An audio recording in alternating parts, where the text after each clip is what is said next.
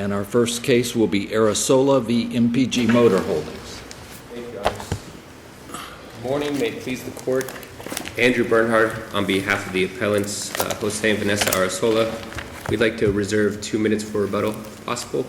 I believe the agreed standard of review in this case is de novo. We're challenging a order from the trial court setting this case to arbitration. Your Honors, we gave several reasons. We've challenged the order compelling arbitration on all of the cipher grounds, and I think the extra cipher grounds being unconscionability.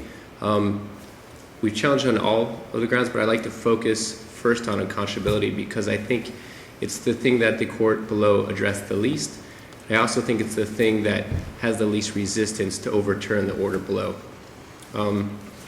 Unconscionability, as you know, Your Honors, requires us to show both substantive unconscionability and procedural unconscionability. I think in this case we have a great deal of both of these elements.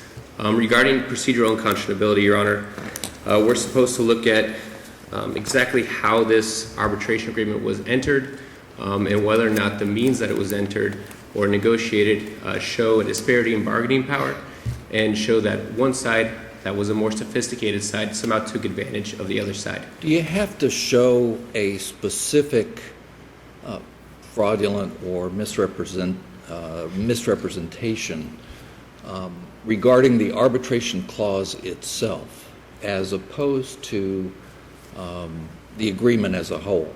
I think what Your Honor is probably getting at is the Buckeye-Cardenio rule, which stems back to the Prima Paint idea. And I do think that we should challenge the arbitration agreement itself. I think this case is interesting because this buyer's order that we're challenging, which is appellate appendix 18. And that we had to ask you for a clearer copy of. Right. And I'm glad Your Honor did because we had the same issue, and when we got that clear copy at last, we saw even more, I think, substantively unconscionable terms. But I think what's interesting about this buyer's order is that it pretty much is a vehicle for exculpatory clauses and arbitration clauses with very little else except for, I guess, a price term. So in this case, and I think one of the cases after Buckeye addressed the same thing in Florida, we are specifically addressing the arbitration agreement as we're supposed to under Cardenio, but really by addressing this buyer's order at all, we have to address those arbitration provisions. And that's because, if Your Honors look through this buyer's order, the arbitration provisions really are throughout. So there's some of these provisions up in the front where it references loosely and slightly, and I think in one sentence arbitration, but it adds exculpatory clauses that would apply to that arbitration. So you'll see in the front on the clear copy that was provided recently, these clauses pretty much remove any damages whatsoever that the Arrasolas could bring against Kendall Mitsubishi, at least any that are foreseeable given the nature of this situation. So you see a waiver of use damages, incidentals. I know it's hard to see, Your Honors, but I'm reading along with you. Any damages to property, damages from loss of use, loss of time, loss of profits, loss of income, any incidentals, pretty much anything. Anything that's foreseeable that the Arrasolas would lose is waived here, and that applies to arbitration, so I think that's part of it. If you look also on the back, Section F, called Dealer's Recourse, and again, I'm addressing this also because it goes to substantive unconscionability. If you look at Dealer's Recourse, which isn't listed in the front, and it certainly isn't initialed in the back, Dealer's Recourse does the opposite of what the front end does. While the front end removes all of the Arrasolas' ability to claim damages or pursue damages, which would be in arbitration or court, the Dealer's Recourse section does the opposite for Kendall Mitsubishi. It provides Kendall Mitsubishi with pretty much any damages it could ever foreseeably want. What paragraph is that? I'm under paragraph F, Your Honor. It's the bottom left-hand corner on the back side. Thank you, I see it. Which is applicable in the event that the customer breaches the agreement.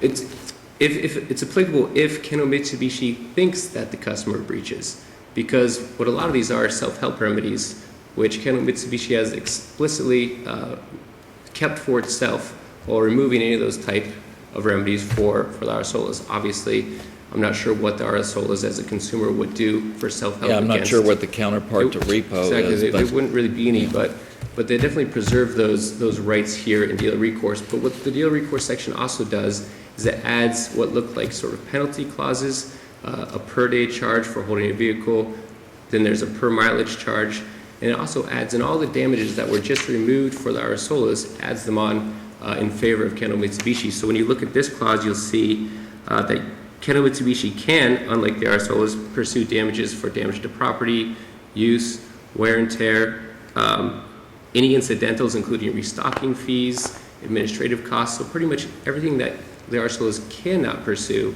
Kendall Mitsubishi can pursue in this dealer recourse section. Here's a curveball for Yeah. you. Okay. If we were to think that the arbitration clause itself should be upheld, does the arbitrator have the power to consider the enforceability of these other provisions that seem to be one way or perhaps part of a contract of adhesion? Sure. So I've seen case law where it discusses that, the court should sever the provisions or try and make some of the provisions survive. I just don't see how any of these provisions don't intertwine with each other and really become part of the arbitration agreement. Even the arbitration part itself has what I think are substantively unconscionable terms, including basically a waiver of all the usual rights that a consumer would want: class action, class arbitration, trial by jury, of course. But doesn't the contract specifically say that the issue of arbitrability is subject to arbitration? So as a threshold matter from a jurisdictional standpoint, does the trial court even have jurisdiction to go there given the fairly clear and unambiguous language of the contract? I think that's a great question. I think the first thing I would do in response is I think about what the ciphered analysis is.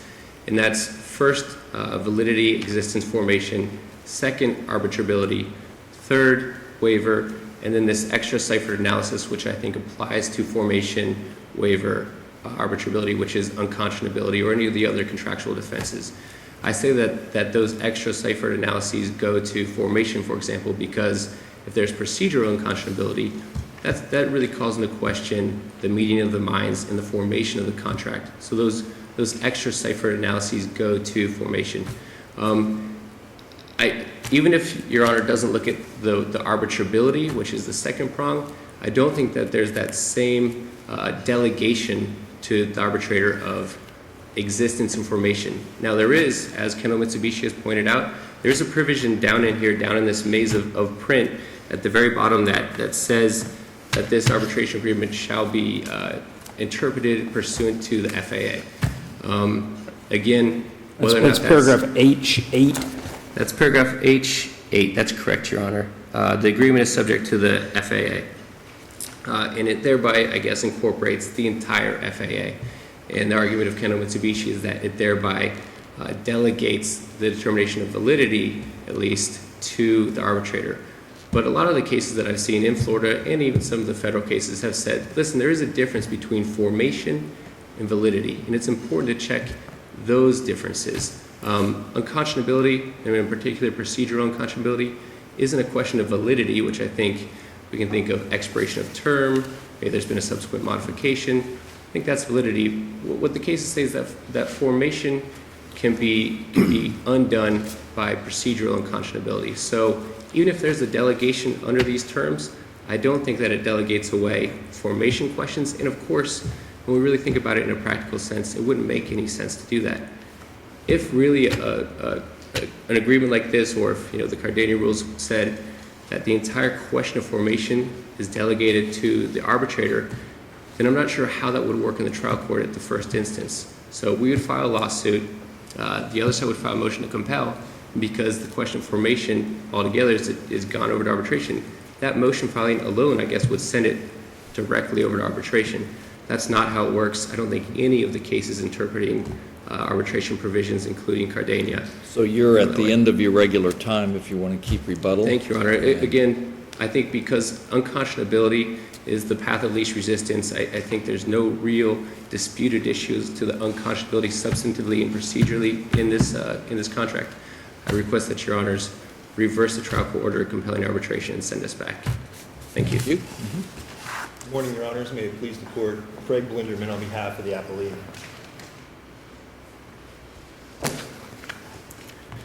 Your Honor, I agree with my opposing counsel that the procedural and substantive unconscionability argument is an important one for the court to review. But I want to start off, if I may, with the procedural unconscionability aspect of this, because as the court is well aware and the case law is extremely clear, you have to have both prongs in order for something to be unconscionable as far as a contract goes. So opposing counsel discussed the substantive, but he didn't have an opportunity to look at the But before you go there, do you agree with the appellant that the unconscionability component goes to even the pre-threshold matter, and that is to formation? I agree that the unconscionability would potentially go to formation, yes. So that would be a determination that the trial court would make as opposed to the arbitrator? That's where I disagree respectfully with opposing counsel, because I believe that the Cardenas case and the Concepcion case put that onus, and the statute, which was, I think, is 682.02, now have codified that so that that becomes something that the arbitrator is going to deal with. What is something that the arbitrator is going to deal with? The arbitrator is specifically? going to have to look at this the same way that the court would look at it. He will be able to make, opposing counsel will be able to make all the exact arguments that he would make to a trial court, he would have to make to the arbitrator. Was there a formation of the contract? Is there a unconscionability, both substantive and procedural? Was the contract abandoned? That's an excellent question, Judge. And that- No, but what I'm asking is, would that be subject? Yes. Does the arbitrator have, if we upheld this ruling, would the arbitrator, you're indicating, if I got it right, if we upheld this ruling, the arbitrator could examine the contract for whether there's procedural unconscionability, whether there's substantive unconscionability, whether the contract was abandoned? I agree with you, yes. That would be the appellee's position, that all of the things that the appellant are complaining of should be properly before the arbitrator for determination. But wouldn't that presume, counsel, that the formation was established? Because absent the formation, you wouldn't even have an arbitration provision. If I understand the appellant's argument is that, I guess, initial, even pre-threshold determination as to whether there was even a contract here that was formed has to be determined first, because Section H doesn't even apply if there was no formation. Well, Your Honor, the way the appellee views this is that pursuant to the codification of 682.02 and 682.04, it discusses whether or not the arbitrator can decide whether a condition preceding to arbitrability has been fulfilled and whether the contract containing a valid agreement is enforceable, but also discusses in 682.04 that the validity of the contract, and I would assume, again, that the validity of the contract could possibly fall under the umbrella of formation. Where is that in 682.014? That is in...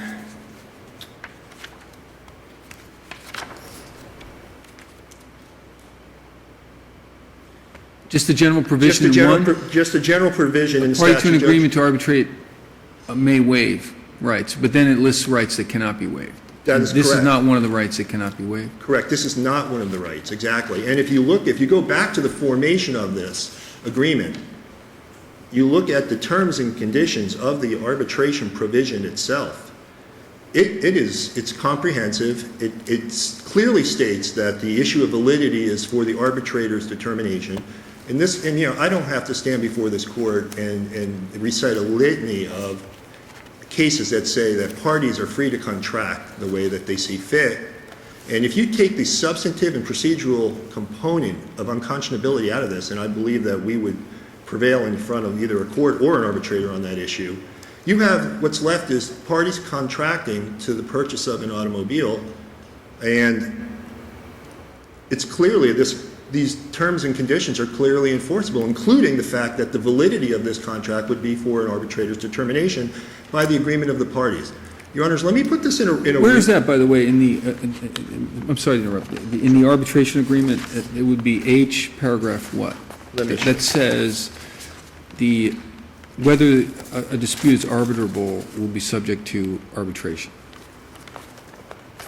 Excuse me one second, Your Honor, and I'll find that for you.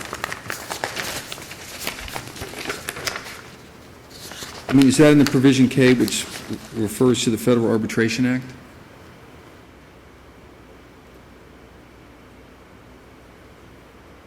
It's paragraph H in its entirety says, "The parties agree to submit to the binding arbitration as set forth in paragraph H on the," Wait a minute, are you reading from the front page or the second page? I'm sorry, my mistake. I'm looking for it in the reverse page and under H.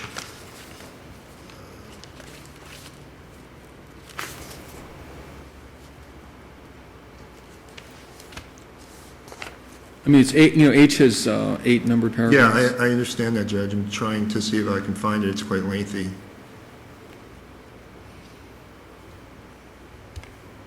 Well, that's all right. If you're having trouble finding it, probably the consumer found it and read it. I'm kidding. But, Well, Your Honor, with all due respect, the consumer had presumably a significant period of time to review this document. There's been no evidence, by the way, of the affidavits of Mr. Arrasola or Mr. okay, but let me Arrasola. just, offhand, can you find that provision that says that whether an issue is arbitrable will be submitted to the arbitrator to decide? It's not a trick question. I was just. No, I understand that, Judge, and I, as an officer of the court, I read this in my before putting that in All my right, well, brief. look, you know what, go ahead, it's probably in your brief. I will find it, Judge. I don't mean to take up all your time on one question. Maybe you could just In any event, submit it Judge- to us after the hearing. Yes, I would, I'd be able to supplement that, but I'm representing that particular provision is in the contract. Okay. With that being said, Judge, if you get back, Your Honors, if you get back to the specific contract which was agreed to, and then you go to the procedural aspect of this, the Arrasolas had indicated in an affidavit that they submitted in opposition to the motion to compel arbitration that they had an 11th grade education, they were provided the documents, they chose not to read the documents, and that's right in the affidavit. But what there isn't is any evidence whatsoever that they were coerced into signing the document, that someone held the document away from them and didn't give them an opportunity to review the document. In fact, what I can tell you is that their signature specifically on the retail buyer's order says that they acknowledge that they read the front and back of the On the document. front page of the document, in large type, there's a reference to arbitration and limitation acknowledgements, a few sentences, and that's signed by both of the consumers. Yes, sir. That's And that correct. refers them to the back page. That is correct. It also indicates that they agree that they read the front and back of the document, which is where H is in the back of the retail buyer's order. Would you spend just a moment addressing abandonment or possibly even rescission? The idea that as this unfolded, the parties really both stepped away from it, that the car was returned and so forth. We would argue, Your Honor, that what happened here was a condition of the contract did not go through, therefore the actual contract wasn't fulfilled. We don't look at this as an abandonment, Your Honor, and what I would do is give you a real-world view into the purchase of an automobile. In this specific case, there was what was called a bailment or spot delivery. The Arrasolas took this vehicle off the lot for 1 week, and they presumably drove it while they were attempted to be financed through a contingency. While Mitsubishi submitted fraudulent documents. Right. However, Judge, for purposes of the arbitration, what we're looking at is specifically the terms and conditions of the actual agreement itself.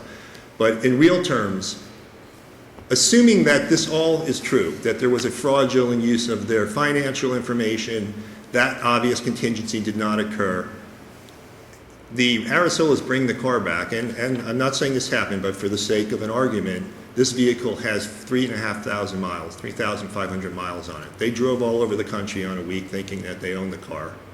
And in the provision of the buyer's order and in the other collateral documents that become part of this purchase agreement, it specifically says that if you have to bring the car back because the contingency wasn't fulfilled, we would have the opportunity to charge you X, Y, and Z for loss of use, for the sake of an argument.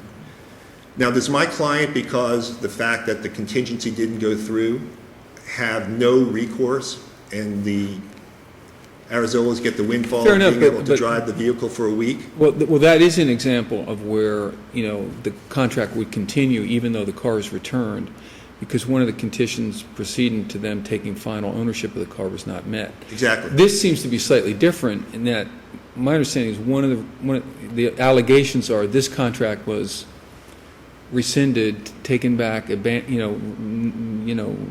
car was returned, because of the conduct of Mitsubishi in submitting allegedly a false W-2s and what have you. of the Correct, but those are consumer. just allegations at this point in the proceedings. By the way, I saw some reference to Mitsubishi writing an apology. Are those allegations being challenged?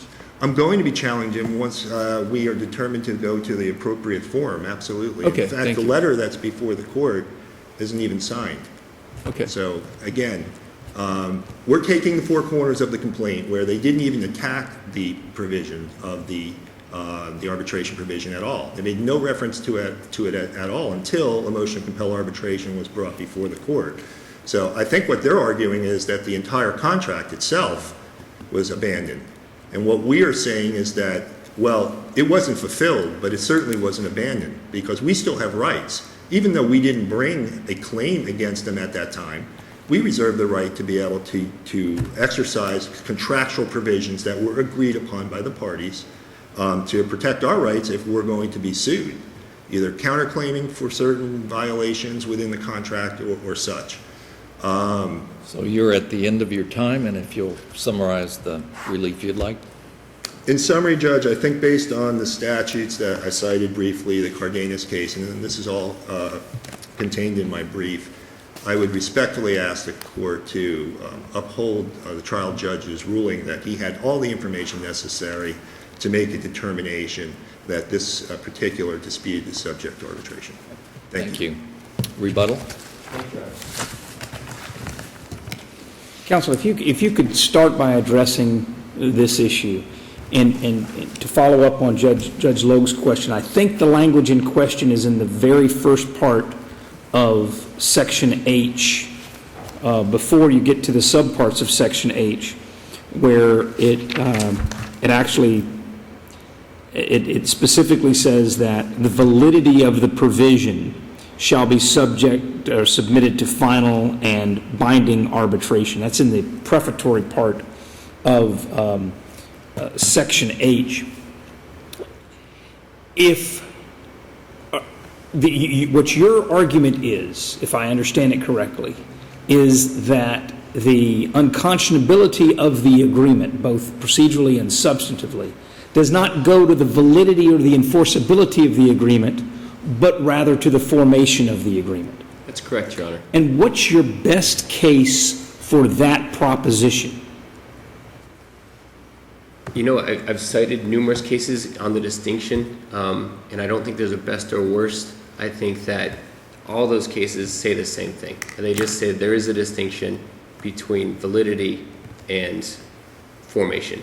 I think that even if we go to the worst case, which is the Concepcion case, Your Honor, which is cited by opposing counsel, even that Concepcion case states that the courts must place arbitration agreements in line with contract principles, including unconscionability, that the Section 2 savings clause in the FAA allows for an unconscionability defense, and that's at 1748, and that if you are going to prohibit that type of determination at the first instance, then you have to show why that unconscionability allegation somehow defies the purposes of the FAA. So assuming you were correct, and that this determination on unconscionability going to the formation of the contract is a determination that the trial court must make, is it if we were to reverse and remand, as you suggested in the first part of your oral argument, would we remand for an evidentiary hearing, or is that determination made purely based on the four corners of the agreement, the two prongs of unconscionability? Sure, Your Honor. I think that at the very least you remand for an evidentiary hearing, because I think the procedural unconscionability, as this court was discussing in a recent case of DePrince versus Starboard, this court was talking about how procedural unconscionability is so fact-intensive that the court must really examine almost every aspect of what happened during the procedure leading up to an agreement. So I think at the very least, under that idea of procedural unconscionability, you'd have to have an evidentiary hearing to flesh that out. So anytime a